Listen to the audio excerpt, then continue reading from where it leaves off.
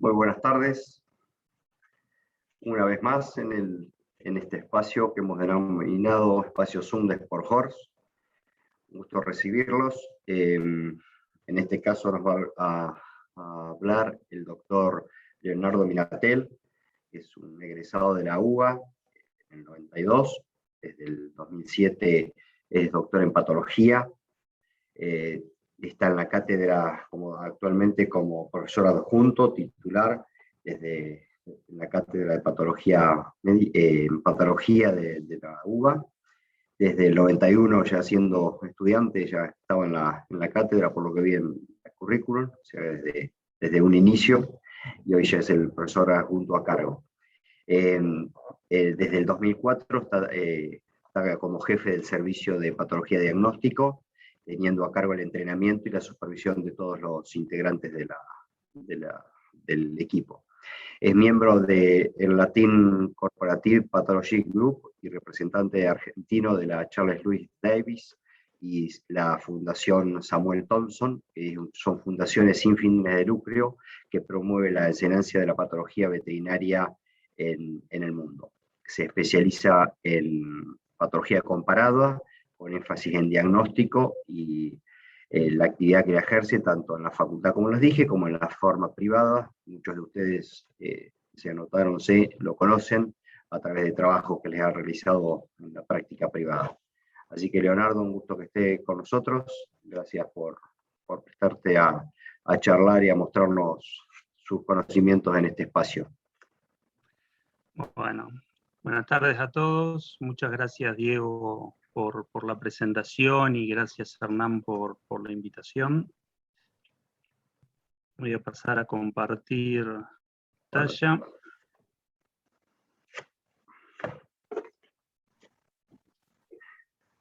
Leonardo, como quedamos, vamos a dejar las preguntas para el final.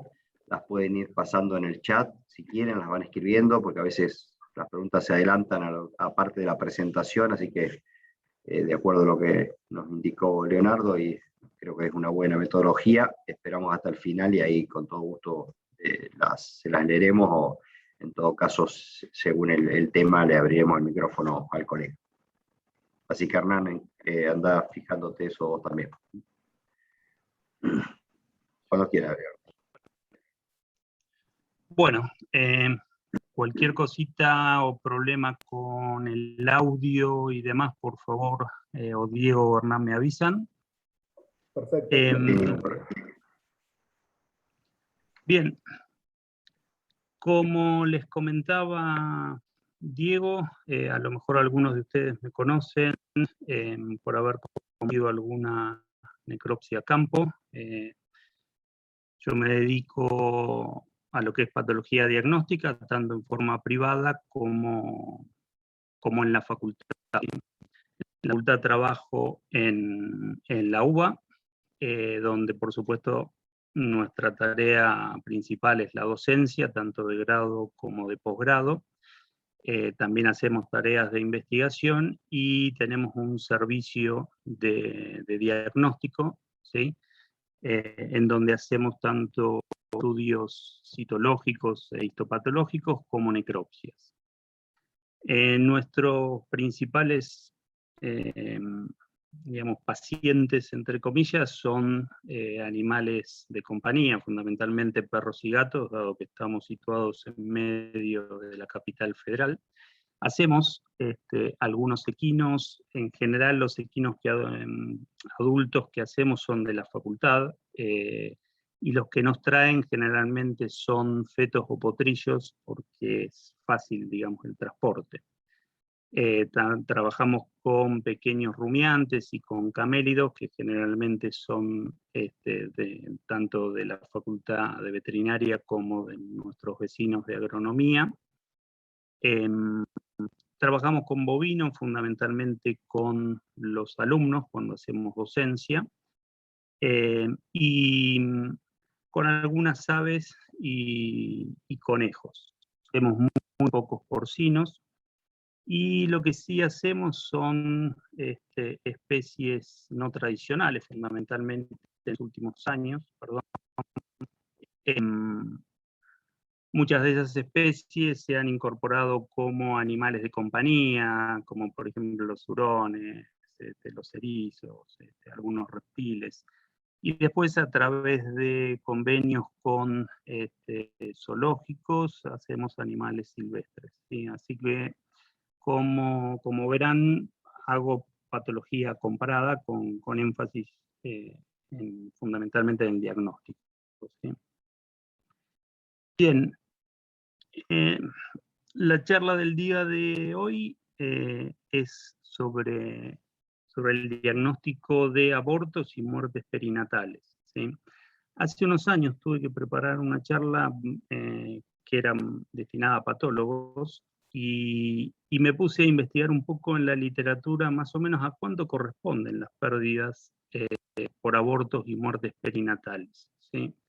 Y según la literatura, más o menos corresponden a un 5 al 15%, y cada uno de ustedes, de los que trabajan en ARAS, sabrá si más o menos ese porcentaje se ajusta o no a la realidad de nuestro país. Sí, yo la verdad desconozco las cifras de nuestro medio. El punto es que es imprescindible conocer cuáles son las causas de esas pérdidas, ¿sí? Estas pérdidas se traducen en pérdidas económicas para lo que es un ARAS, y es necesario que conozcamos las causas de dichas pérdidas. Y para eso no hay otra forma que invertir en diagnóstico, ¿sí? Es necesario, cada vez que tenemos un aborto, cada vez que tenemos una muerte perinatal, tratar de llegar por todos los medios posibles a establecer cuál fue la causa de la misma, ¿sí? Algunas de las cosas que voy a decir posiblemente para aquellos colegas que trabajan en ARS y en reproducción particularmente, sean cosas básicas, así que pido disculpas por eso. Posiblemente haya gente que a lo mejor recién se inicia, o incluso estudiantes, y tal vez eso les venga bien. Esta es una muy linda foto de la doctora Castañeira, en donde nos muestra el útero gestante a término con el feto, ¿sí? Entonces, vemos el útero con su pared cortada, y esto permite ver las membranas fetales y el feto, ¿sí? Esto que tenemos acá es el coriolantoides, que estamos viendo la cara coriónica, o sea, el corion, que es lo que se une al endometrio y permite el intercambio entre la madre y el feto, ¿sí? Esta membrana que vuelve al feto es el amnios, ¿sí? Y acá nos quedan dos sacos, dos cavidades, lo que sería el saco alantoica, que es donde va a parar la orina fetal, ¿sí? Y el saco o cavidad amniótica, donde está el líquido amniótico, que es el líquido en el cual flota el feto, ¿sí? Y le permite, bueno, sus movimientos, y en esa medida lo protege de impactos. La placenta equina, desde el punto de vista de su clasificación, es lo que se conoce como una placenta difusa epitelio corial. Difusa porque todo el corion contacta con el endometrio, ¿sí? A diferencia de otras especies, como por ejemplo los rumiantes, o como los carnívoros, o incluso los humanos, en donde solamente una parte o distintas partes o porciones del corion contactan con el útero materno y hacen el intercambio de gases y de nutrientes. En el caso del equino, toda la superficie del corion contacta con el endometrio materno, ¿sí? Por eso se conoce como una placenta difusa. Y epitelio corial porque están presentes todas las capas del endometrio, ¿sí?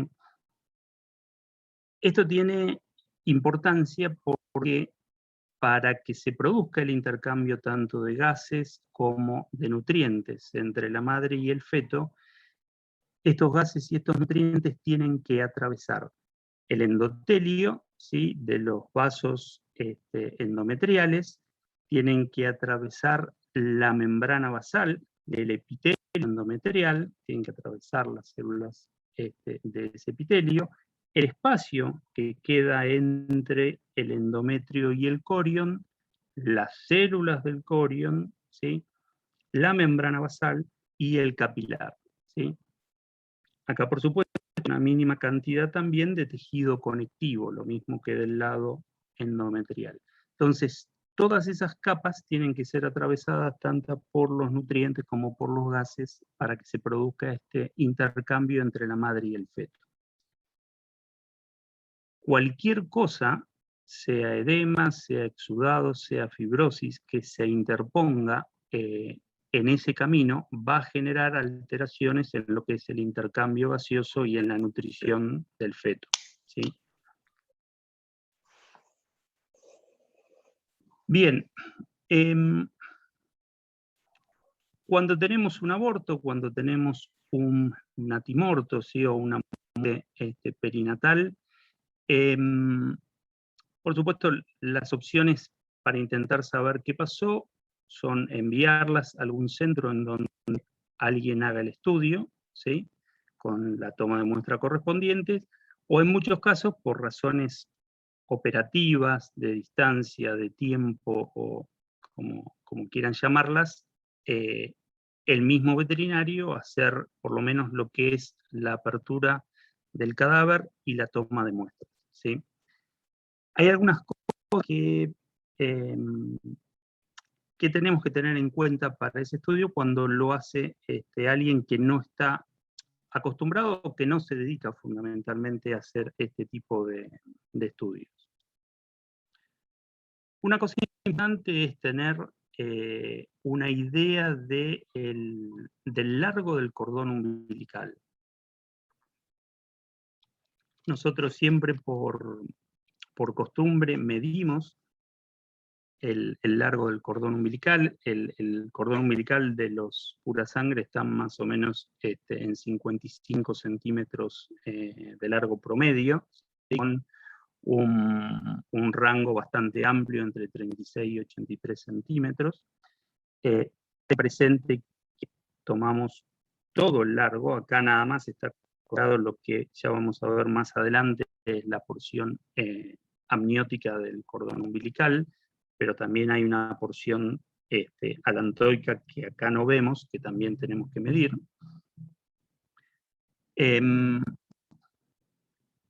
Otra cosa en la que tenemos que tratar de reparar es si ese feto o ese potrillo nació vivo o muerto, ¿sí? Y una de las cosas que tenemos que mirar para saber eso es el cordón umbilical, ¿sí? En un potrillo que nació muerto, el cordón umbilical no va a tener hemorragia, ¿sí? En cambio, en aquellos que nacen vivos, sí hay hemorragia en el cordón umbilical.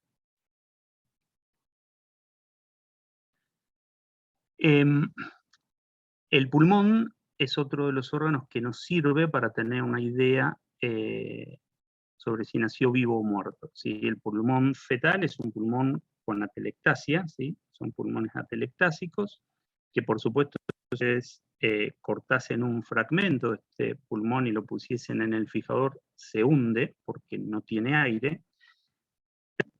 Si nace vivo, fíjense la diferencia, cómo hay zonas que aparecen de un color más rosadas y ligeramente elevadas porque son zonas insufladas, ¿sí?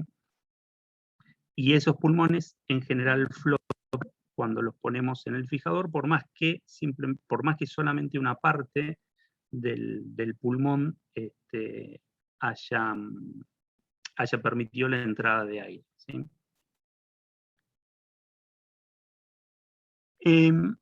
La presencia de poniquios, estas membranas que recubren los cascos del feto, se conocen como eponiquios y tienen la función de proteger, digamos, al útero materno de los cascos del feto. Si bien no es su presencia o ausencia, digamos, su presencia no es indicativo de que nació muerto, sino de que no se paró, cuando ya vemos que van desapareciendo estos eponiquios, implican que por lo menos el feto trató de pararse, ¿sí? Una vez que se para, en poco tiempo desaparecen, ¿sí? Así que no es en realidad un indicador si el feto nació vivo o muerto, pero sí de si por lo menos llegó a pararse o no. Bien, ¿cómo posicionamos el feto para hacer una necropsia, para hacer la extracción de muestras? ¿Sí?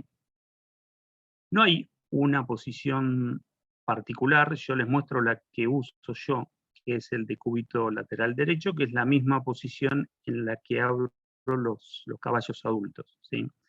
La razón en todo caso, por lo menos en la que yo me baso para utilizar esta posición, es que a mí, en el caso de los fetos, me permite, una vez que logro abrir las cavidades torácica y abdominal, que es lo que llamamos en patología estado de exposición, me permite un acceso rápido a las muestras que yo tengo que tomar, fundamentalmente para bacteriología y virología, que son las primeras que tomo para preservar justamente los tejidos de la contaminación, ¿sí? Entonces apenas hago la apertura, procedo a la toma de muestras, y fíjense que tengo la mayor parte de los órganos disponibles, ¿sí? Acá tengo el pulmón, este es el corazón, este asoma acá el timo, ¿sí? Acá ya me asoma el hígado, vaso, riñón, ¿sí? Tengo las muestras que necesito, por lo menos para este para estos laboratorios bien disponibles con esta posición. Después vamos a repasar bien el toma de muestras. Algunas particularidades que hay que tener en cuenta para los que no están a lo mejor familiarizados o no abren, a lo mejor están más acostumbrados a abrir caballos adultos que fetos. Una de las cosas que llama la atención en los fetos es el tamaño de algunos órganos, ¿sí? El hígado de los fetos es grande, ¿sí? En comparación al resto de los órganos. El vaso también llama mucho la atención, es un órgano bastante grande en un feto. Pero uno de los órganos que más sobresale en cuanto a tamaño son las gónadas, ¿sí? Tanto los testículos como los ovarios suelen tener tamaño bastante grande e incluso un tamaño considerable, como en este feto, ¿sí? Fíjense el tamaño de los ovarios. Y hay que tener en cuenta esto porque yo en particular, por lo menos en la parte privada, recibo muchos casos en forma de muestras histopatológicas, ¿sí? No recibo el feto entero, sino que recibo ya las muestras. Y en más de una ocasión he recibido testículos u ovarios como riñones, ¿sí? Te indican que manda riñón y más de una vez se confunde estos órganos, probablemente por el gran tamaño que tienen, con los riñones, ¿sí? Los fetos nacen en general con una cubierta, ¿sí? Medio sebácea, que es esta vernix caseosa, que es mucho más notoria en aquellos fetos de menor edad en donde no tenemos una cubierta pilosa bien desarrollada. Hay que tener en cuenta y hay que diferenciarlo, ¿sí? De lesiones micóticas, como les voy a mostrar una foto más adelante, ¿sí? Esto es normal. Y otra cosa que llama la atención en los fetos, particularmente en los fetos equinos, es la rápida autólisis que sufre la corteza renal, ¿sí? Es muy frecuente encontrar los riñones con este aspecto, ¿sí? Todo esto es autólisis de la corteza. En general la médula está bien, pero cuando uno corta, le llama la atención el tamaño de la corteza, que es bastante más pequeño que lo que uno está acostumbrado a ver en un caballo adulto, y eso se debe en buena medida a la autólisis que sufre, ¿sí? Y también complica la toma de muestras. Muchas veces nos resulta difícil muestrear.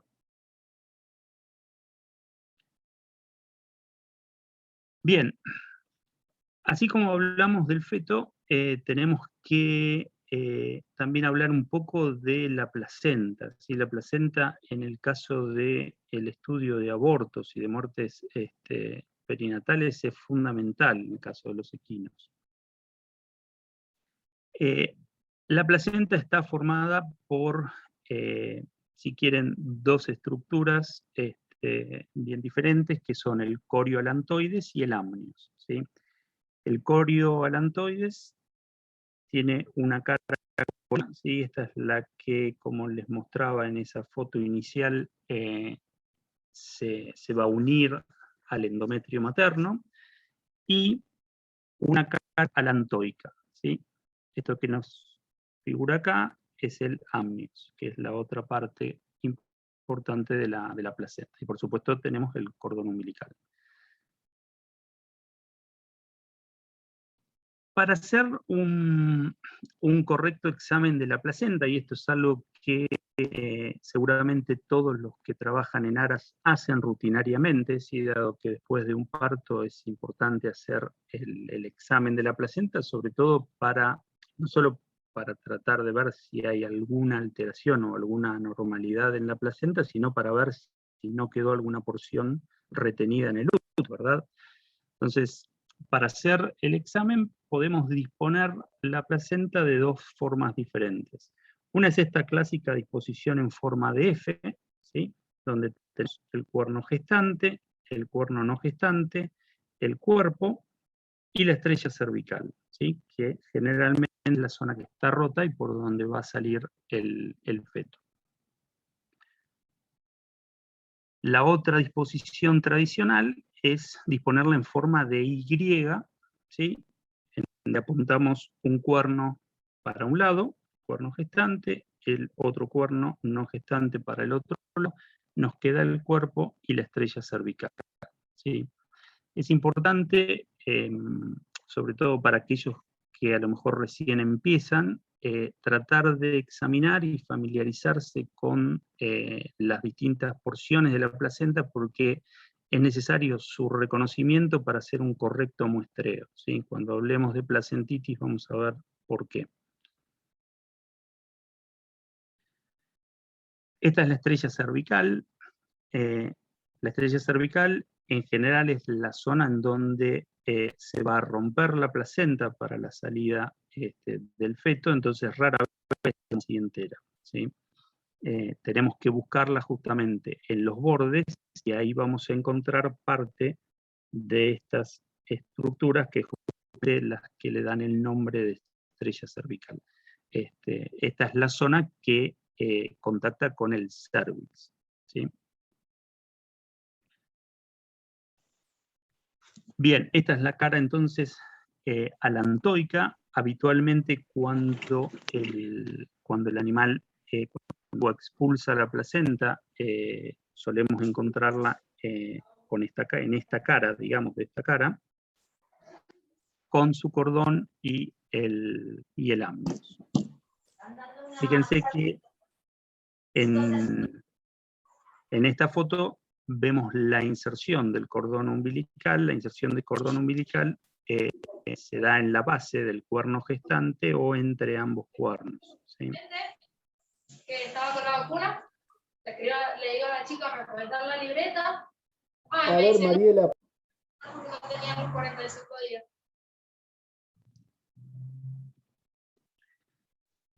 Bien, seguramente la mayor parte de ustedes no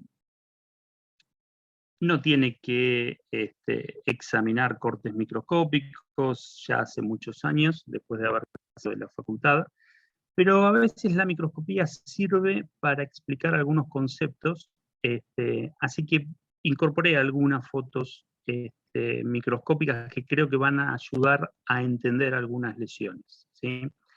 Esto es una foto de un corión normal, ¿sí?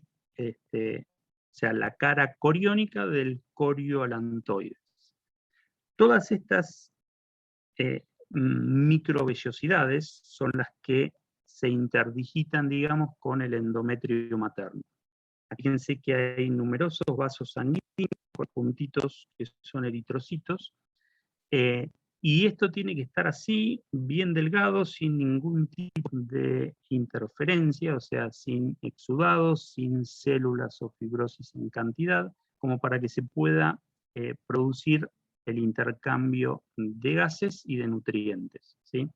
Fíjense el tejido conectivo del corión, que también casi no tiene células, ¿sí?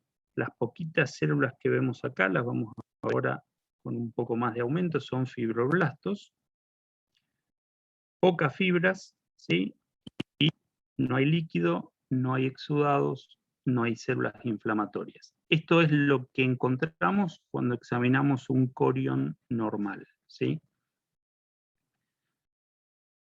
Esto es un amnios normal también, fíjense, es una membrana casi transparente, ¿sí? Yo en general, si pongo la mano del otro lado, tengo que verla sin mayores dificultades. Es una estructura bien vascularizada, ¿sí? Y acá adentro está envuelto el feto. Lo mismo que veíamos recién en el corión nos pasa con el amnios, ¿sí? El amnios tiene dos caras, ¿sí? Una cara alantoica que contacta con el alantoides y una cara amniótica que contacta con el feto, ¿sí? Tiene que ser una estructura sin células inflamatorias. Fíjense la celularidad, que son estos puntitos muy pequeñitos azules que vemos acá, es muy baja, ¿sí? Hay muy pocos puntos.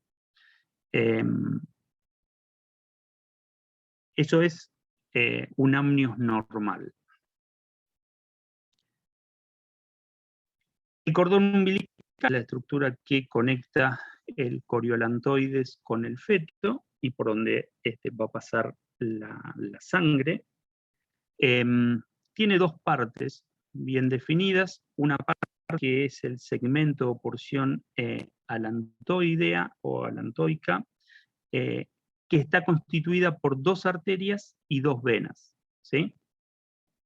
Y otra porción, la porción amniótica, ¿sí? En donde encontramos dos arterias, una sola vena, dado que estas dos se unen para formar una única vena umbilical, y el uraco está presente solamente en esta porción, después vierte la orina en el saco alantoideo, ¿sí? Y es el otro constituyente del segmento amniótico del cordón umbilical.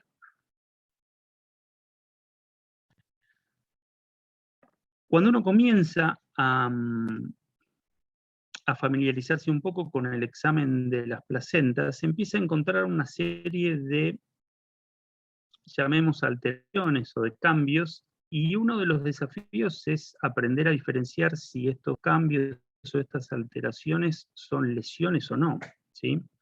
Que es justamente lo que hace básicamente un patólogo. Un patólogo se entrena, entre otras cosas, para aprender a diferenciar esas alteraciones no significativas de lesiones.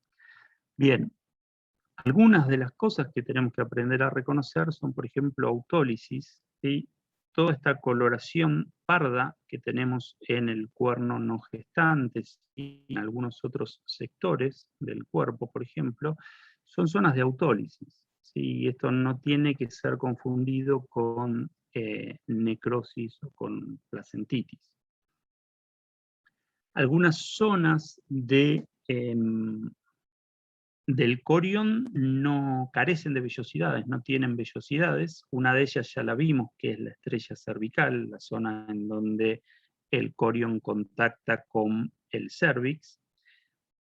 Otra región que carece de vellosidades son la punta de ambos cuernos, ¿sí? Que es la zona donde contacta con el oviducto, ¿sí? Y otras zonas son las zonas que en los grandes vasos, ¿sí? Que son más prominentes en la cara alantoidea. En esas zonas se forman pliegues y esos pliegues justamente carecen de vellosidades. Esto es normal, todo esto que estamos viendo es normal y no tiene que ser confundido con lesiones. Tanto en el amnios como en la porción amniótica del cordón umbilical podemos ver estas, son como si fueran pequeñas papilas de color blanquecino, que uno, la verdad, ha visto mil veces y ahora estoy maldiciendo no haber sacado fotos en su momento, porque realmente tuve que recurrir a algunas de las fotos de archivo y esta foto no es linda, no está con un buen foco, pero son lesiones pequeñas de color blanquecino, sobrelevadas, que como les decía también se pueden ver en el cordón umbilical, en la porción amniótica, y se conocen como placas amnióticas, ¿sí? Desde el punto de vista histológico son pequeños foquitos de metaplasia escamosa que presenta el epitelio del amnios. No tienen mayor significación, se supone que son reacciones o proliferaciones, en teoría, estimuladas por los distintos factores de crecimiento que se dan o que están presentes en la placenta, pero no tienen que ser tomados como una lesión. Otra cosa que muchas veces llama la atención son los vasos del amnios, ¿sí? El amnios muchas veces tiene estos vasos tortuosos y bien prominentes, y no tienen que tomarse como algo patológico. A veces se los ve así, no se conoce muy bien por qué, pero no son patológicos, ¿sí? De la cara alantoica, muchas veces, en la cara alantoica muchas veces vamos a encontrar estas vesículas, ¿sí? Que se conocen como vesículas alantoicas, y que son como si fuesen bolsitas de líquido, o sea, pequeños quistes que se producen por la hiperplasia del epitelio del alantoides, ¿sí? Tampoco tienen mayor significancia. Y estas otras lesiones pedunculadas, ¿sí? Con forma de pólipos, que vemos también de la cara alantoica, son diferentes a las anteriores, es lo que se conoce como bolsas alantocoriónicas o bolsas coriónicas, y generalmente se producen en las zonas donde se desarrollan las copas endometriales. ¿Sí? Las copas endometriales aparecen en los primeros meses de la gestación, después involucionan, son células trofoblásticas que van a invadir el endometrio, después involucionan, se necrosan y en algunos casos terminan formando estas bolsas que no están más que repletas de esos restos necróticos de esas células trofoblásticas. Tampoco tienen mayor significado. Una estructura que seguramente la mayor parte de ustedes ha visto es el hipomán. El hipomán es una concreción, digamos, de restos celulares, proteínas y minerales que se forma en la cavidad alantoica y que es simplemente un hallazgo, ¿sí? Tiene en general esta coloración medio amarronada, a veces medio grisácea o verdosa, y una consistencia gomosa muy particular.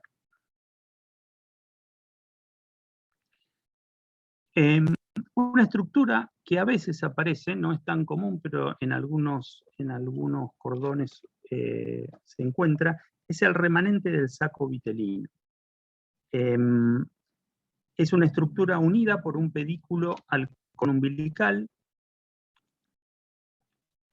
Generalmente tiene una forma quística, cuando uno lo corta, tiene una cavidad quística adentro, y en ocasiones se mineraliza, y entonces es medio difícil o a veces hasta imposible poder cortarla con el cuchillo, y no tiene que ser confundida con ningún gemelo, ni ningún gemelo momificado, ni nada de eso, ¿sí?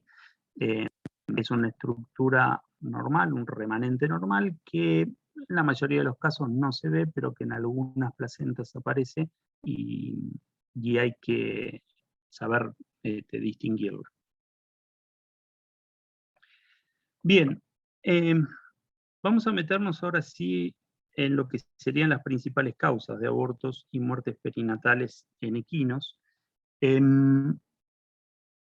Cuando tuve que preparar esa charla que les contaba hace unos años, me puse a buscar a ver qué relevamientos había, y hay no tantos como uno pensaría, pero hay, y me quedé siempre con 3 por la cantidad, digamos, de casos que se relevaron en estos casos, ¿sí? en estos estudios, perdón.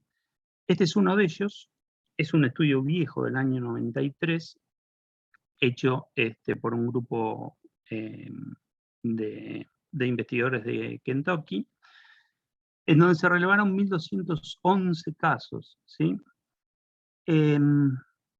Las causas infecciosas en este estudio en particular fueron bastante bajas, para sorpresa mía. Un 26% de estos abortos y muertes perinatales se debió a causas infecciosas, ¿sí?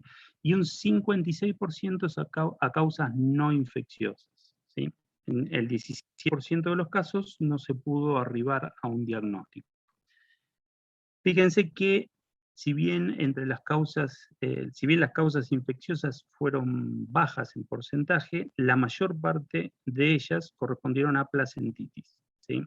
Y en el caso de las causas no infecciosas, las distocias, ¿sí? Y la asfixia perinatal fue la causa principal. Este otro estudio es de Reino Unido, también creo que este es del 2003, sí, 2003. En este caso en particular, también se releva un número bastante parecido, 1252. Y causas infecciosas en este caso son del 20%, ¿sí? También bastante bajas, y un 72% de causas no infecciosas, ¿sí? De nuevo, las placentitis son la principal causa infecciosa, mientras que en este caso, entre las causas no infecciosas, la torsión de cordón es la principal. No llegan a un diagnóstico en el 8% de casos.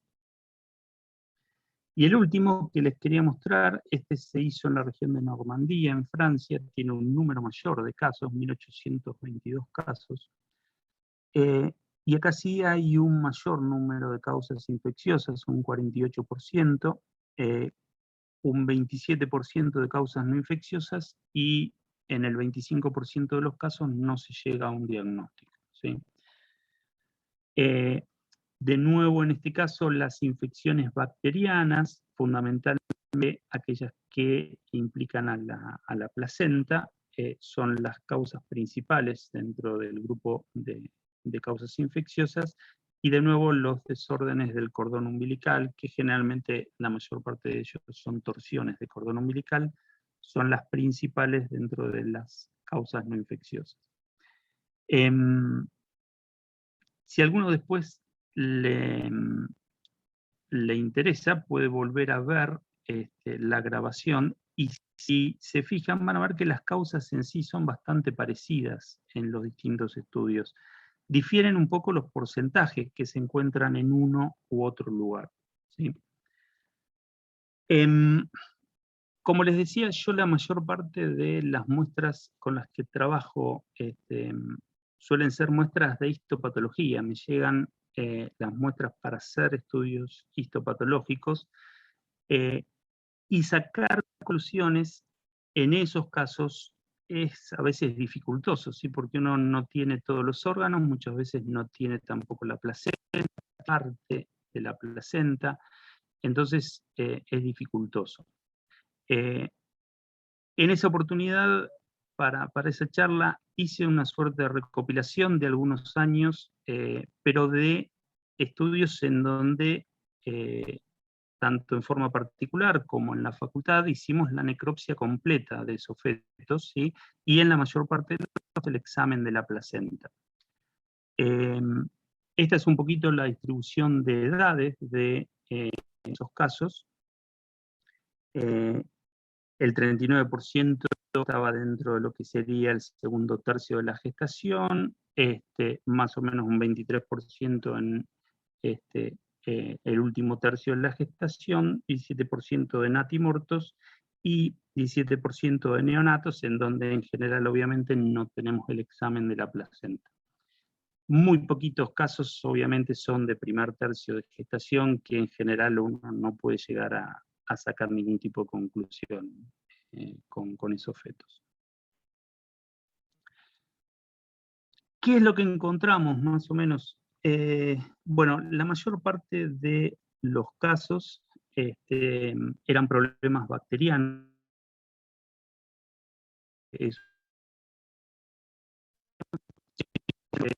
abortos o muertes perinatales por virus, herpes virus obviamente. Un 23% de causas no infecciosas, y en un 15% no se pudo llegar al diagnóstico, ¿sí? Los equinos tienen, a diferencia del resto de las especies, un alto porcentaje de muertes por causas no infecciosas, o sea, abortos y muertes perinatales por causas no infecciosas, ¿sí?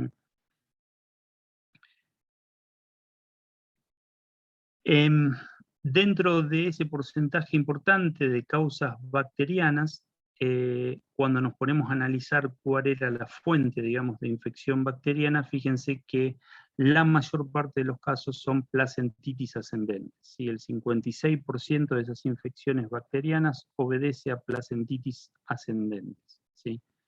Un porcentaje menor del 15% a placentitis hematógenas, 7% a lo que llamamos placentitis no cardiforme, otro 7% actinobacilosis, que vamos a ver que es una enfermedad bastante particular y fácil de identificar en el caso de los abortos y muertes perinatales, y otras que generalmente son la mayoría bronconeumonías o neumonías, que encontramos fundamentalmente en las muertes perinatales y que posiblemente tengan relación con placentitis, pero en estos casos no teníamos la placenta como para hacer el examen. Bien, las placentitis ascendentes entonces son una de las causas principales de abortos, ¿sí? Que la placentitis ascendente tienen ese nombre obviamente porque son infecciones que ascienden a través del cervix. ¿Qué es lo que, digamos, lo que predispone o lo que puede favorecer una infección a través del cervix? Bueno, una de las causas que todos conocen, sobre todo aquellos que se dedican a reproducción, es la conformación vulvar, ¿sí? Una mala conformación vulvar está asociada a una mayor incidencia de placentitis ascendentes, ¿sí? Y esto obviamente se debe a que con este tipo de conformaciones la contaminación de la vulva y por lo tanto del tracto genital con bacterias, con enterobacterias, ¿sí? Es bastante más frecuente o se facilita. Este es un estudio de la misma gente que hizo el estudio en Kentucky, directamente sobre placentitis, ¿sí? Donde estudian las causas de placentitis en un número bastante importante, 236 casos de placentitis, y estas son los principales agentes aislados. Fíjense que la mayor parte de los casos, si nos basamos en estas tres, constituyen Streptococcus epidemicus, Leptospira, ¿sí?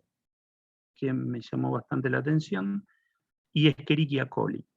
Después, por supuesto, el resto de agentes más frecuentemente aislados son muy diversos. Tenemos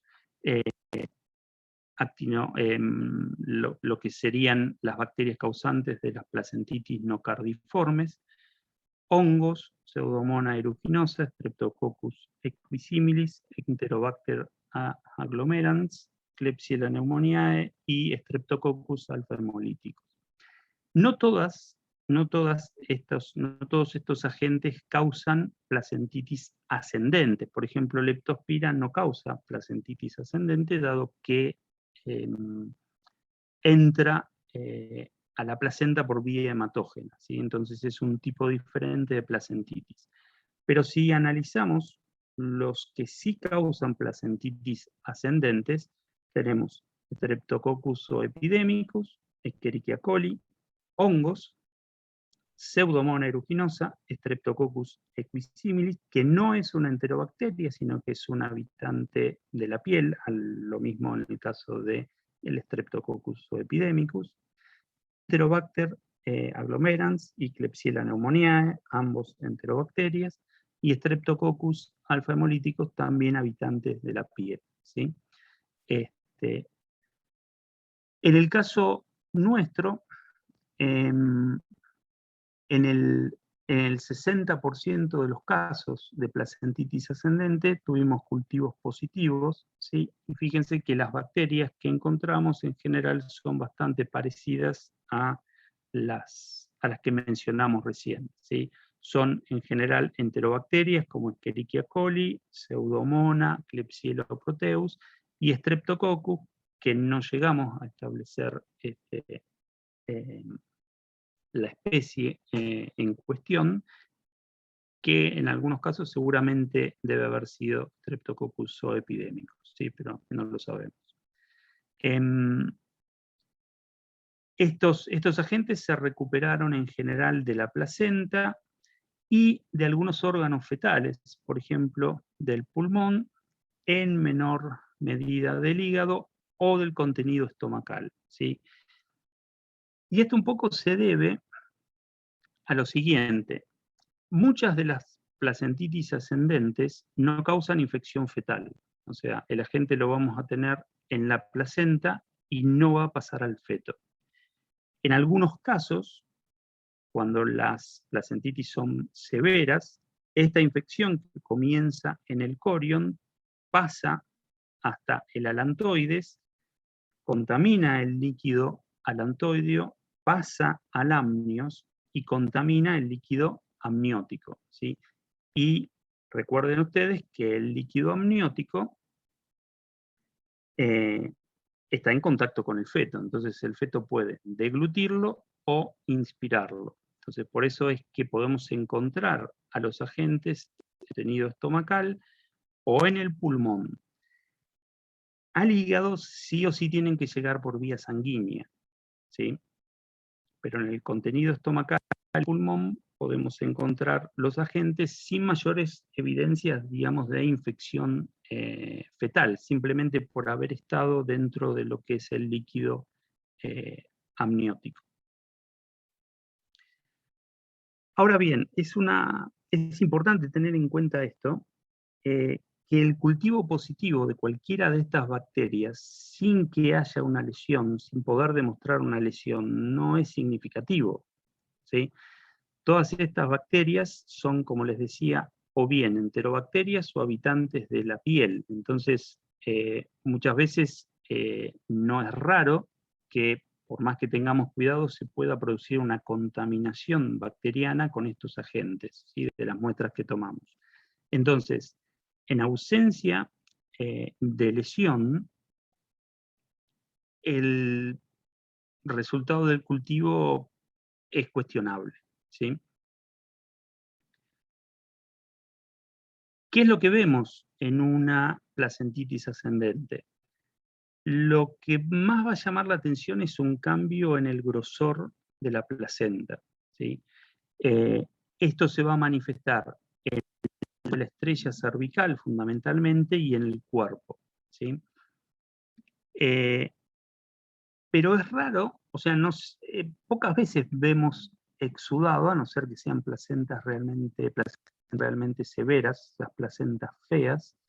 En general, lo que encontramos es un engrosamiento del coriolantoides, ¿sí?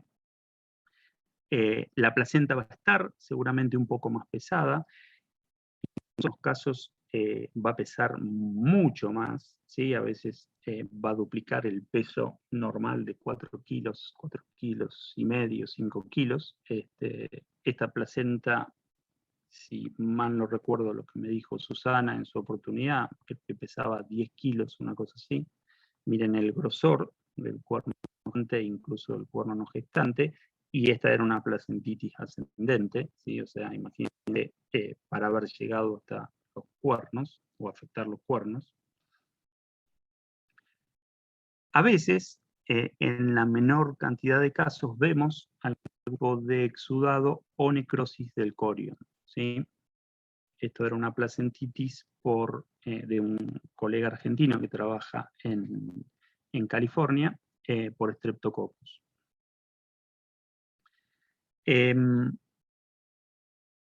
Del lado del alantoide a veces vemos hemorragias, ¿sí? Sobre todo en casos de placentitis más severas. Y acá vuelvo a la histopatología porque creo que grafica bastante bien qué es lo que vemos después nosotros al microscopio cuando hacemos el estudio histopatológico, ¿sí? Esta era nuestra placenta, nuestro corion normal, ¿sí? Fíjense la diferencia con este.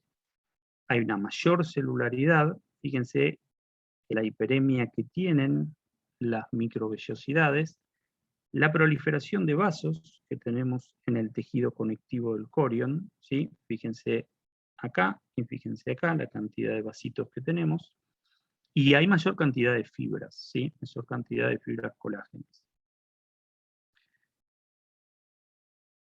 Y la mayor cantidad de células, por lo menos en este caso en particular, que vamos a tener son por justamente la acumulación de células inflamatorias, ¿sí? En este caso neutrófilos. A veces no vemos tantas células, ¿sí? Sobre todo en aquellos casos de placentitis más crónicas, ¿sí? Y no tan severas, pero sí lo que vemos es una gran proliferación de pequeños vasos sanguíneos, ¿sí? Y una mayor cantidad de fibras, ¿sí? Siempre también igual vamos a ver células inflamatorias, tal vez en baja cantidad como en este caso. Y en los casos crónicos, muchas veces encontramos un cambio en el epitelio, ¿sí? Este epitelio, que normalmente es un epitelio cilíndrico o cúbico, se transforma en un epitelio plano estratificado como si fuese el epitelio de la piel, ¿sí? Esta es una metaplasia escamosa del corion. Fíjense de nuevo la mayor cantidad de células, pese a que no hay muchas, ¿sí? Pero no hay por qué estar acá, y la mayor cantidad de vasos sanguíneos.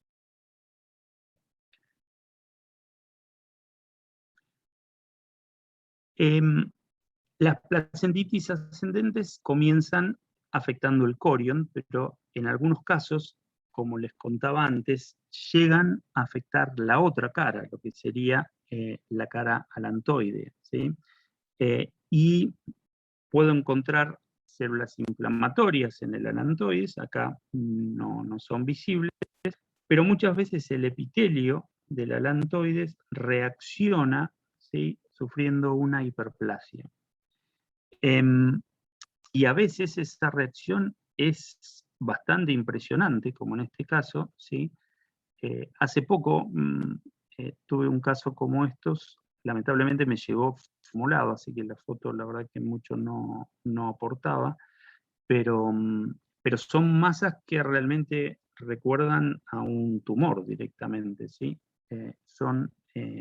No son más que hiperplasias adenomatosas del alantoides que suelen estar asociadas a placentitis severas.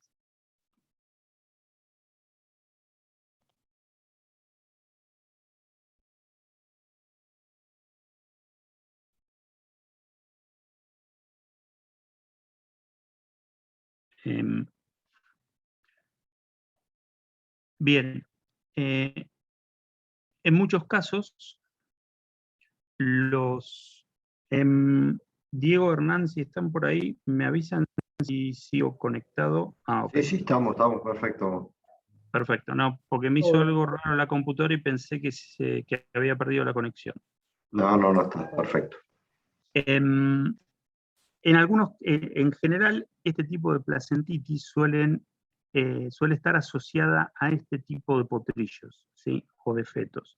Son fetos que tienen un tamaño normal, pero que están flacos, ¿sí? Que se les nota que les falta masa muscular.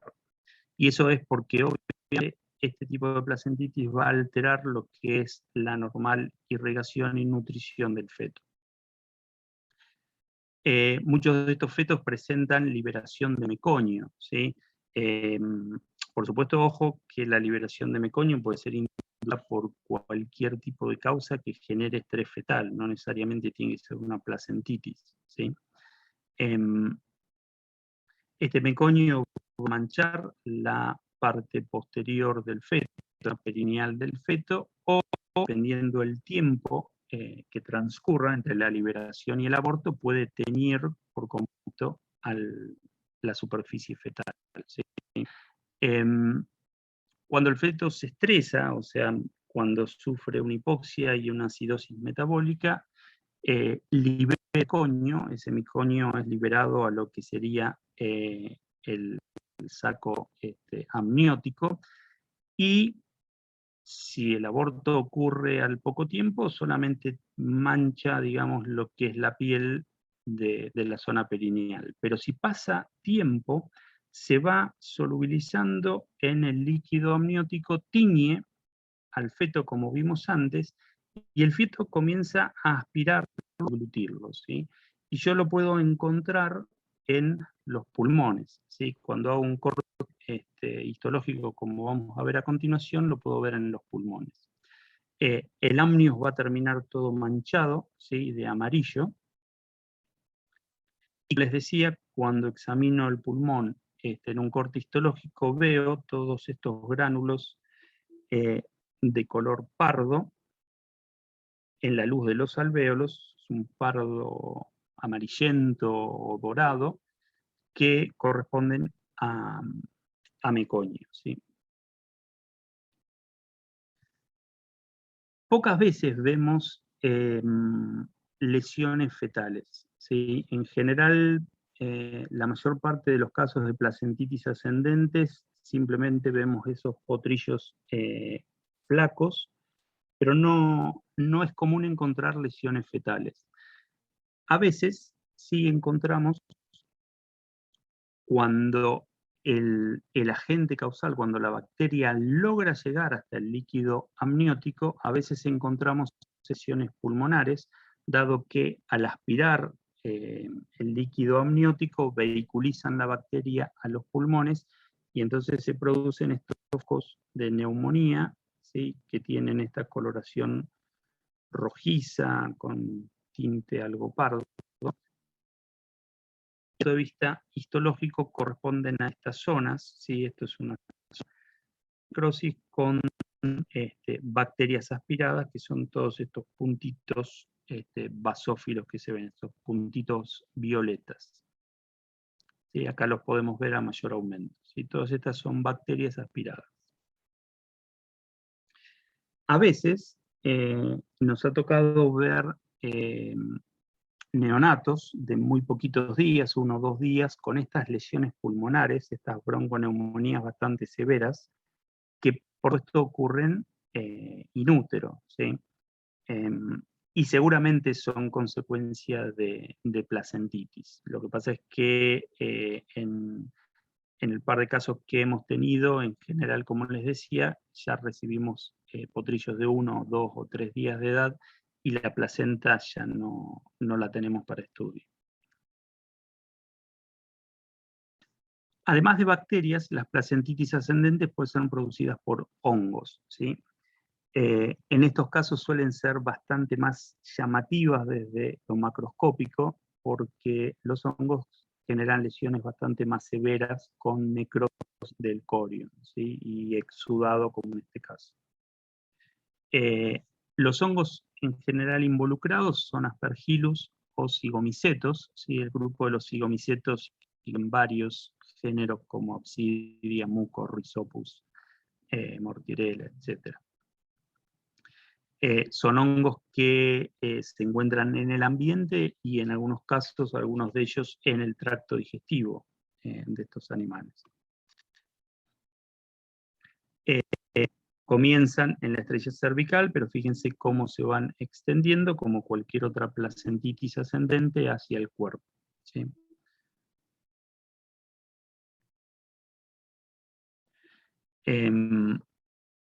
Fíjense que microscópicamente, aún sin entender demasiado o sin recordar demasiado de histología, fíjense que es mucho más agresiva, mucho más severa que lo que vimos antes, ¿verdad? Se ha borrado prácticamente el corion, ¿sí? Ha sufrido una severa necrosis, y hay una celularidad bastante importante, ¿sí? Estos hongos se pueden ver, en realidad se ven sin mayores dificultades con hematoxilina y eosina, pero si uno tuviese dudas, siempre puede recurrir a tinciones para hongos como este Grocot, que es una foto linda de archivo, o PAS, y se puede identificar fácilmente el agente causal. Es raro, yo nunca lo he visto, todas las placentitis micóticas que he tenido, siempre las he tenido por histopatología, no en necropsias. Pero cuando uno busca fotos de este tipo de lesiones, la verdad que en potrillos no encuentra, son bastante frecuentes en terneros, pero en potrillos no. Es una dermatitis micótica, ¿sí? Todas las manchas que vemos en la cabeza, en la piel de la cabeza, son producidas por estos hongos, y no tenemos que confundirlas, recuerden, con la vermix caseosa, ¿sí? Que eran esta película medio sebácea que recubría la piel del feto. Otro tipo de placentitis que tenemos son las llamadas placentitis hematógenas, ¿sí? Son bastante menos frecuentes, y en este caso el agente causal llega por vía hematógena. No hay grandes cambios desde el punto de vista macroscópico en la placenta, ¿sí? Sí desde el punto de vista microscópico, ¿sí? Yo las que he tenido en general han sido por salmonela, he tenido algunas también por actinobacillus, y la otra bacteria que tenemos que tener en cuenta que produce placentitis ascendentes es Leptospira. No he tenido casos de aborto por Leptospira en equinos, ¿sí? Les decía que microscópicamente sí produce lesiones significativas. Fíjense, esta placenta está autolítica, pero aún así, en los vasos sanguíneos hay cantidad de bacterias, ¿sí? Y esta es una de las características, una de las lesiones que podemos ver en este tipo de placentitis, por lo menos producidas por salmonella. Habitualmente vemos, en los casos de placentitis hematógenas, vemos lesiones fetales, dado que estos agentes producen septicemia, ¿sí? Entonces es común encontrar alguna lesión, tanto macro como microscópica. Microscópicamente estos son infartos renal, estas zonas blanquecinas que vemos acá, o rojizas, con estos focos blancos incipientes, o rojizas directamente acá. Estos son infartos, ¿sí? De la glándula adrenal. Esto es un caso de aborto por salmonella. Les decía que microscópicamente también es frecuente encontrar lesiones.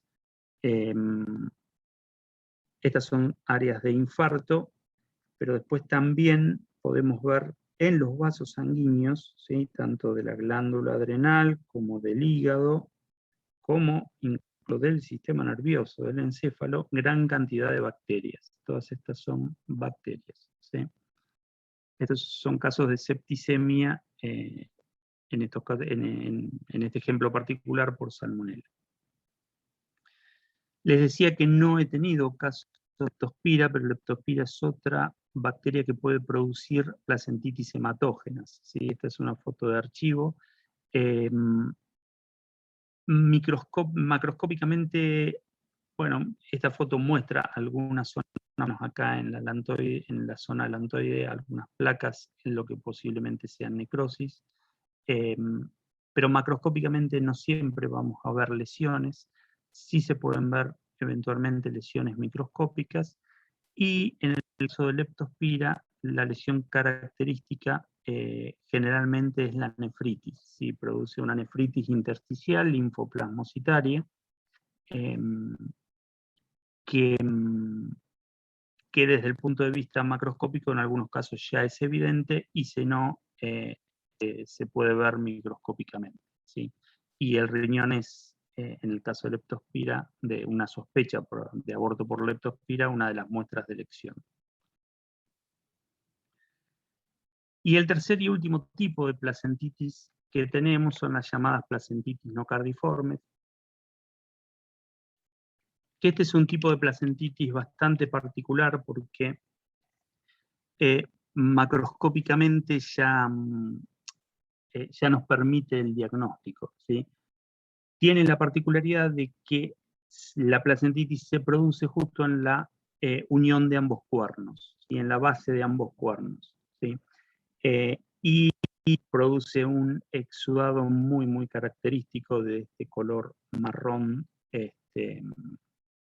que incluso en los casos como este caso en particular, en donde era una placenta rota, en donde recibimos fragmentos, el encontrar este exudado, y por más que nos falte parte de la placenta, fíjense, esta es la inserción del cordón, así que estamos en la zona de la base de los cuernos, el encontrar este exudado en esta localización nos permite sospechar de una placentitis no cardiforme, ¿sí? Desde el punto de vista histológico, también nos produce lesiones bastante llamativas, bastante importantes, con mucha necrosis, ¿sí? Y abundantes células inflamatorias.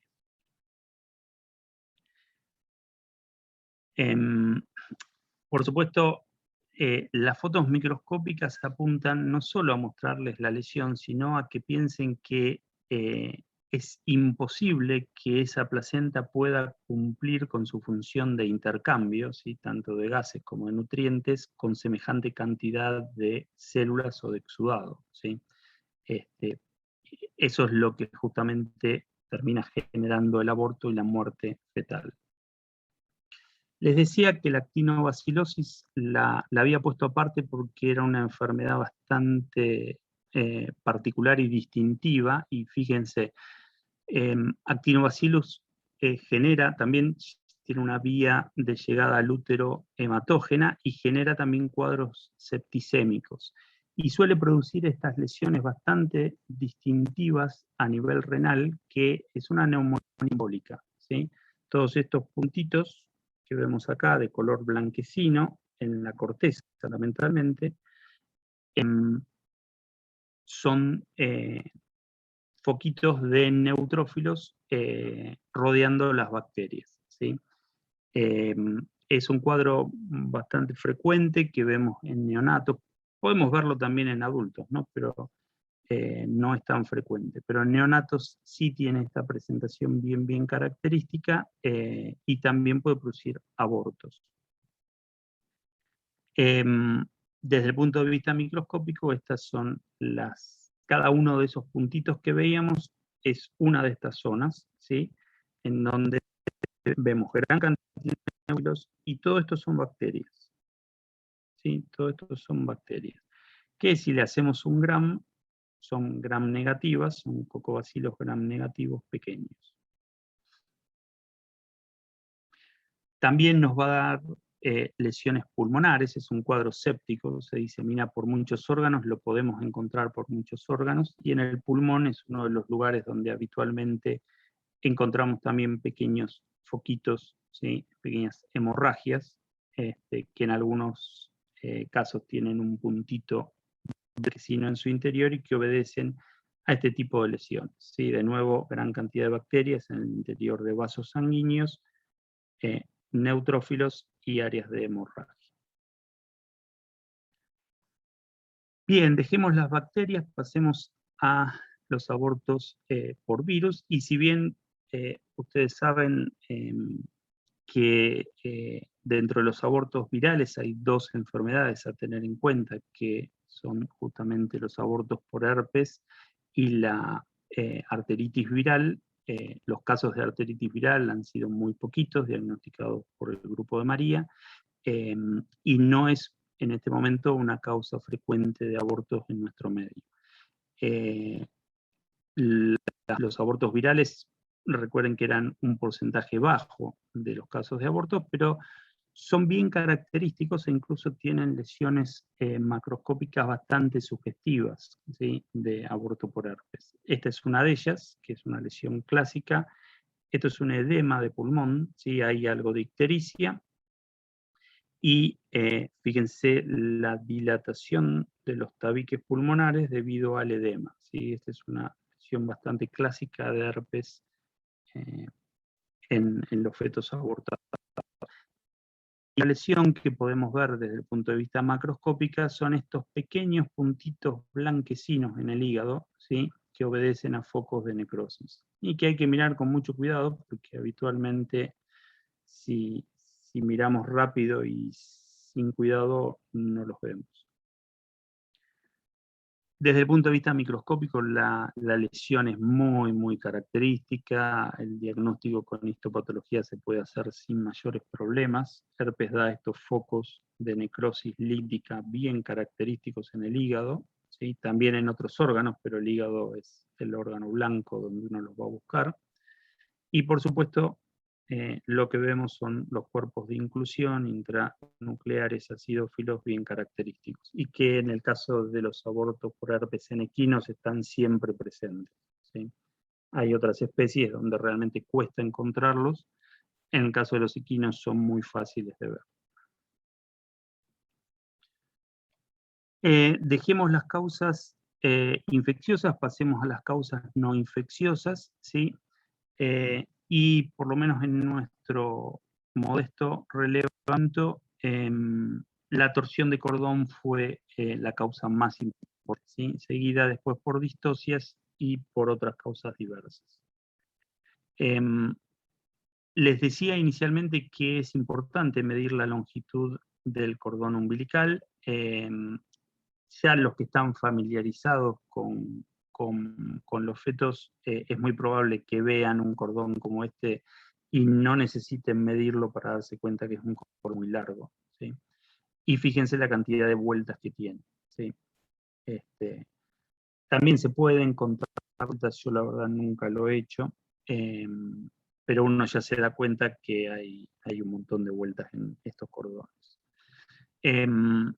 Generalmente la torsión de cordón suele estar asociada a cordones mayores a 85 centímetros y suele ser un problema que vemos más en el segundo tercio de la gestación, porque todavía el feto es chico y tiene espacio para moverse, y entonces ahí suele girar a veces en exceso y producir este tipo de lesiones.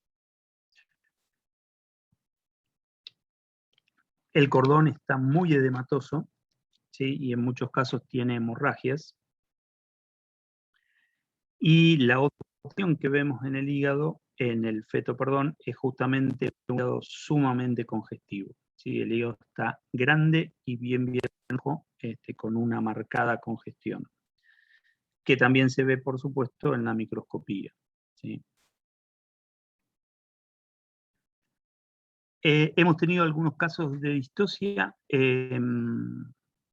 debida a este síndrome que se conoce como síndrome del potrillo contraído, ¿sí? Es una alteración fundamentalmente en la columna y en algunas articulaciones de los miembros, sí, que aparecen totalmente contraídas. La columna puede presentar cifosis, lordosis, escoliosis, etcétera, etcétera. No están muy claras las causas de este síndrome, ¿sí? Algunos argumentan a falta de motilidad del feto dentro del útero, otros sostienen causa genética, pero no está del todo claro, ¿sí? Y en algunos trabajos también lo citan, y nosotros lo hemos visto en uno de los casos. Hay alteraciones renales, ¿sí?, por lo menos en las vías urinarias, como este hidrouréter que tenemos acá, por algún tipo de... Estoy tratando de recuperar el cursor acá. Por algún tipo de estenosis del uréter que termina generando un hidrouréter y una hidronefrosis, ¿sí? No sé por qué está asociado al síndrome. También hay otras malformaciones asociadas que nosotros no hemos visto.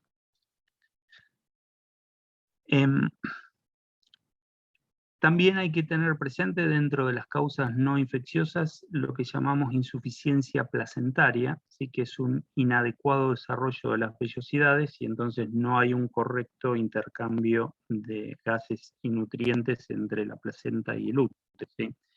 La causa más común de esta insuficiencia placentaria es la fibrosis endometrial, ¿sí?, cuando son yeguas viejas que se les que uno les quiere seguir sacando potrillos, bueno, el riesgo es este.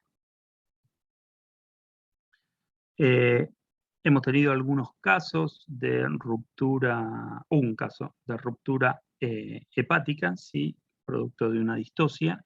Recuerden que el hígado es un órgano bastante voluminoso en los fetos y algo friable, ¿sí? Y en este caso se produjo una ruptura y un hemoabdomen. Hernias umbilicales, hemos visto un par, pero que todas las que he visto, me parece que las he visto en clones.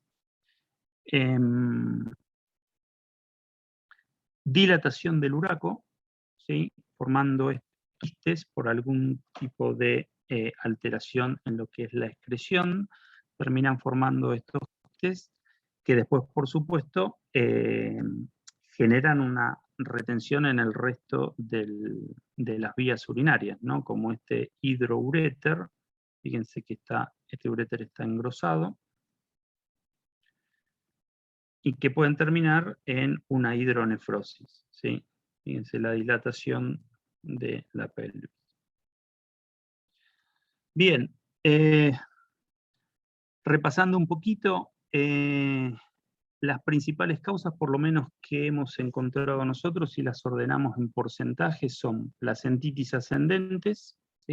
La mayoría de ellas, torsión en un 15% de los casos, placentitis hematógenas, actinobacilosis, herpes virosis y distocias, ¿sí? En un 7%, placentitis no cardiformes, otras causas infecciosas y otras causas no infecciosas, ¿sí? Si sumamos las placentitis, los tres tipos de placentitis, el 51% de los casos de abortos y muertes perinatales están asociadas a placentitis, ¿sí? Esta es la rutina diagnóstica que seguimos nosotros para hacer lo que es la necropsia muestreo de feto y placenta, ¿sí? De la necropsia sacamos, o sea, del feto, sacamos muestras para bacteriología, ¿sí? De rutina, pulmón, hígado, contenido estomacal, un fragmento de riñón que en general congelamos, ¿sí? No para cultivo, sino para hacer eventualmente PCR para leptospira, ¿sí? Se puede diagnosticar perfectamente por PCR. Muestras para virología, ¿sí? Que sacamos de pulmón, hígado y de algún órgano linfoide, timo o vaso. Serología, podemos sacar sangre, que generalmente es un poco más complejo, o directamente tomar líquido de cavidad, y esto habitualmente no lo mandamos a ningún lado, sino que lo conservamos frisado, ¿sí? Eventualmente, si fuese necesario, por ejemplo, si tuviésemos sospecha de leptospira y quisiéramos hacer una serología de líquidos fetales, ¿sí? Para leptospira, la tenemos a disposición. Y por supuesto, muestras para histopatología, que ahora les cuento qué es lo que sacamos. Y de la placenta, ¿sí? Además de hacer obviamente un correcto examen macroscópico, sacamos muestras para histopatología y para bacteriología pocas veces, ¿sí? Porque en general suele ser un órgano que ya viene contaminado, ¿sí? Y si tenemos presente que buena parte de las placentas son placentitis ascendentes y la causa son enterobacterias, de nuevo, aislar o no una Escherichia coli o una Klebsiella o Proteus de esas plantas no me significa mucho, ¿sí? La histopatología me aporta información mucho más contundente y me dice si la placentitis es o no es ascendente, y en definitiva lo que me interesa saber es eso, ¿sí? ¿Por qué hago hincapié en esto? Porque en los casos de placentitis habitualmente son problemas individuales, ¿sí? Son problemas de esa yegua en particular. Distinto es si estoy frente a placentitis de tipo hematógenas, como salmonela, en donde sí puede ser un problema de rodeo, ¿sí? Lo mismo que leptospira. Dentro de las muestras para histopatología, de rutina recolectamos pulmones, corazón, timo, hígado, riñones, glándulas adrenales, vaso, un fragmento de ilion, un fragmento de colon y encéfalo. Y de las placentas, fragmentos de cuerno gestante, cuerno no gestante, cuerpo, estrella cervical, amnios y cordón umbilical. Y de las placentas siempre bien identificado, ¿sí? Yo ya tengo un esquema, digamos, o una forma de tomar las muestras de placenta, entonces no necesito ponerles rótulo ni nada. Yo el cuerno gestante lo tomo en forma rectangular, el cuerno no gestante lo tomo como un cuadrado, el cuerpo lo tomo como un triángulo, la estrella cervical hago lo más parecido que me salga un redondel, o sea, un círculo, y el amnios de cualquier manera porque es fácilmente identificable. Pero es importante poder identificar correctamente los fragmentos de placenta, porque justamente para identificar placentitis ascendente necesitamos saber qué parte es estrella cervical, qué parte es cuerpo, ¿sí? Bien, y a modo de cierre les dejo una suerte de conclusiones de lo que sería esta charla.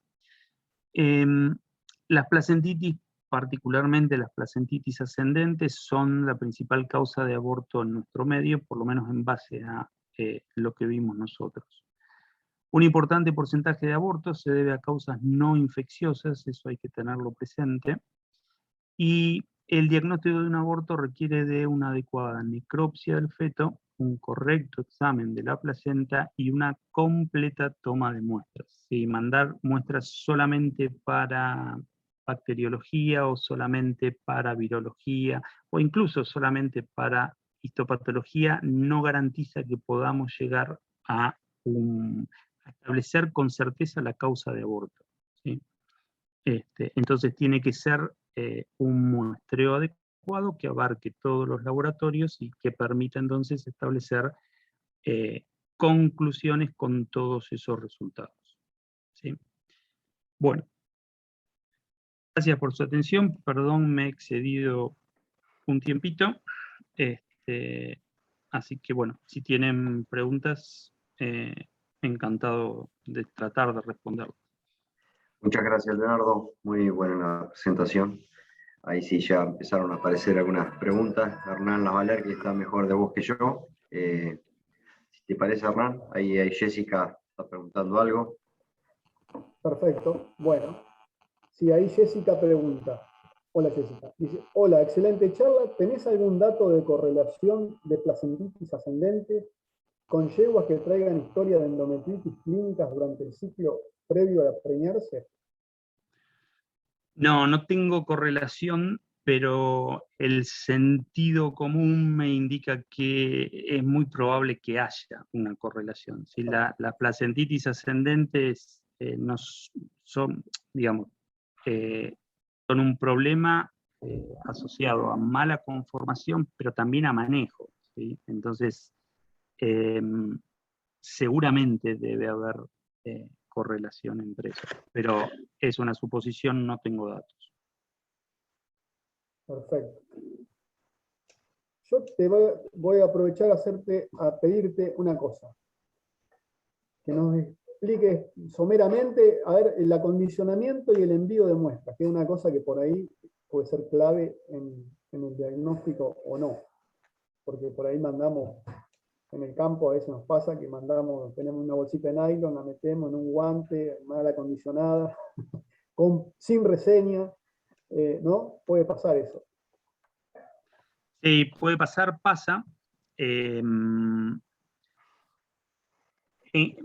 problema más grande eventualmente son las muestras para bacteriología o para virología, que es donde uno, digamos, tiene que a lo mejor tener ciertos elementos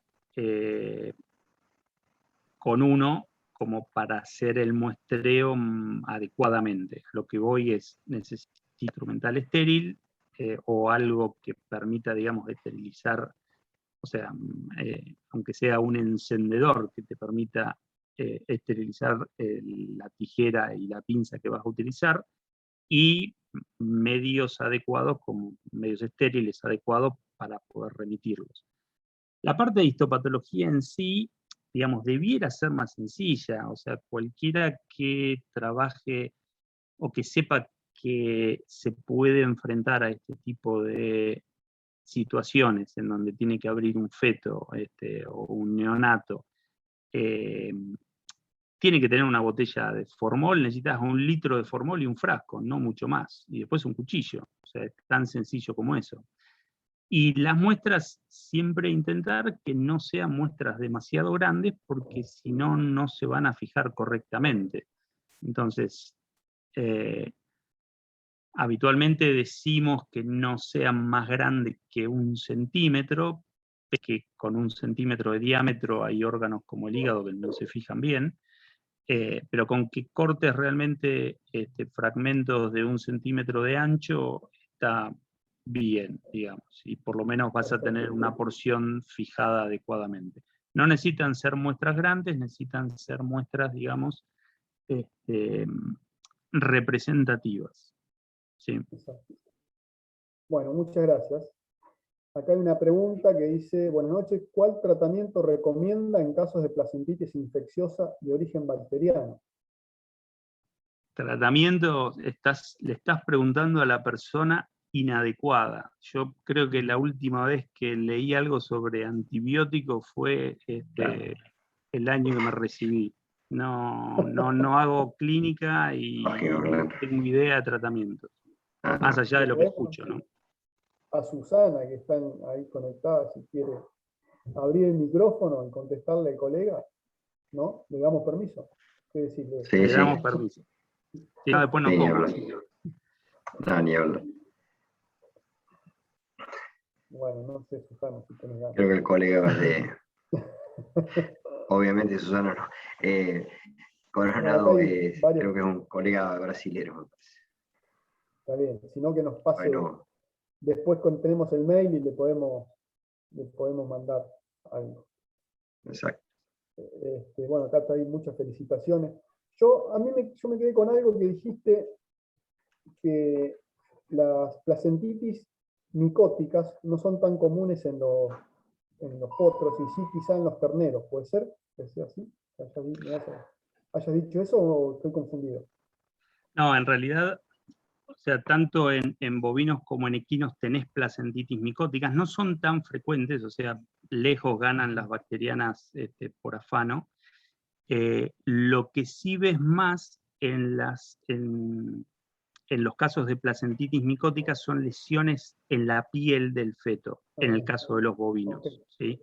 Y es raro, por lo menos, ya te digo, yo las placentitis micóticas que he tenido, siempre las he tenido a través de histopatología, no a través de biopsias, entonces no pude examinar el feto. Pero es bastante raro que vos busques fotos, o sea, nosotros en general tenemos acceso a muy buenas bases de fotos con lesiones, gracias justamente a esta fundación Charles Lewis Davis, y no encontrás fotos, digamos, y sí encontrás de terneros, así que no debe ser tan frecuente en el caso de los fetos equinos. Perfecto. Acá Fernando López pregunta, en el caso de placentitis por festucosis, ¿qué hallazgos se pueden encontrar macro y micro? Es que la festuca no te da placentitis, ¿sí? O sea, te puede dar edema de placenta, pero no te da placentitis, ¿sí? En general, los hallazgos que vas a tener son más de un feto posmaduro, probablemente cuadros asociados a distosia, porque es un feto que se queda más tiempo que el que debe en el útero. Entonces, eso puede después terminar en cuadros de distosia. La placenta es una placenta edematosa, pero no hay placentitis. Claro, exacto. Perfecto. Bueno, acá varios agradeciendo, excelente charla. No sé si alguien tiene otra pregunta. La charla, volvemos a repetir por las dudas, queda grabada, por si la quieren repasar. volver a escuchar, pues, yo seguro que lo voy a hacer. Va a quedar grabada en el canal de YouTube del Laboratorio Sport Horse. Bueno, la verdad que Bueno. muy linda la charla, muy interesante para nosotros que nos dedicamos a esta parte de la veterinaria, la verdad que muy, muy interesante. Y muy ilustrativa, además. Sí. No sé si alguien tiene otra pregunta. Aprovecho mientras si hay alguna otra pregunta, además de agradecerte, Leonardo, la participación, te dije, y la predisposición cuando Hernán te llamó, para que el próximo jueves, el próximo Zoom, va a estar Macarena Sanz hablando de evaluación del paciente con síntomas, con signología respiratoria, y que lo invitamos también a los que quieran participar, como siempre, para continuar con este espacio. Por lo visto no hay muchas más preguntas. Todos te he felicitado. Dale, Hernán, ¿qué? No sé, si le podemos mandar el potrillo entero, digo, también. Sí. Ahí sería mejor. Bueno, no, aparentemente ya no hay preguntas. Leonardo, muchas gracias. No, por favor. Por la Gracias a predisposición ustedes por la invitación. Muchas gracias. Muy interesante, muy bueno. Y gracias a todos los que se han conectado. Y bueno, y la verdad que después, obviamente siempre nos pasa, ahora estamos en plena temporada, los que nos dedicamos a reproducción sobre todo, y por ahí se hace difícil llegar al horario. Pero sí, ni hablar. Estas charlas hay muchísima más gente que la ve, digamos. Sí, tal cual. Tal cual. Gracias. Bárbaro. Bueno, Leonardo, muchas gracias. Muy bien. No, gracias a ustedes, gracias a seguimos todos. en contacto. Que sigan bien. Y nos vemos. Adiós. Gracias. Hasta luego. Chau, chau. Chau, chau.